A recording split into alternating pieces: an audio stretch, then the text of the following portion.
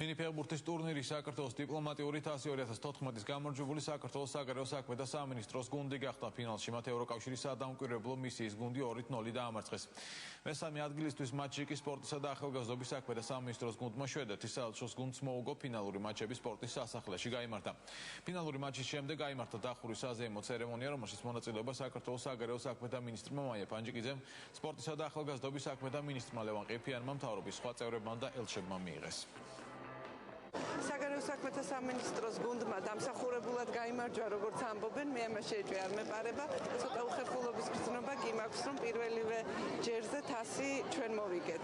ჩვენ ერთი წელი ძალიან გაუფრთხილდებით ამ თასს და იმედი მაქვს, რომ გაისად კიდევ უფრო მეტი საელჩო ჩაერთვება, სხვა უწყებებსაც სურთ ჩართვა, მედიამაც გამოთქვა სურვილი გუნდის გამოყვანის, ასე რომ მომავალ წელს იქნება ბევრად უფრო სერიოზული ტურნირი. ძალიან მნიშვნელოვანია, ძალიან კარგი ღონისძიება არის საგარეო საქმეთა სამინისტროს, სპორტის და ახალგაზრდობის საქმეთა სამინისტროს ერთობლივი ძალისხმევით საგარეო საქმეთა სამინისტროს ინიციატივით და დიპლომატიური კორპუსის და საქართველოს მთავრობის უწყებების მონაწილეობით. ეს არის ჯანსაღი ცხოვრების წესის, ეს არის ინტეგრაციული პროცესების ხელშემწყობი ღონისძიება და დარწმუნებული ვარ, რომ კონკრეტულ შედეგებს გამოიღებს აუცილებლად მომავალში. მომავალში ეს ტურნირი უფრო გაიზრდება და მეტი დიპლომატი ჩაერთვება ამ პროცესში და რაც თავარია, ეს იყო ჯანსაღი ცხოვრების წესის პროპაგანდა.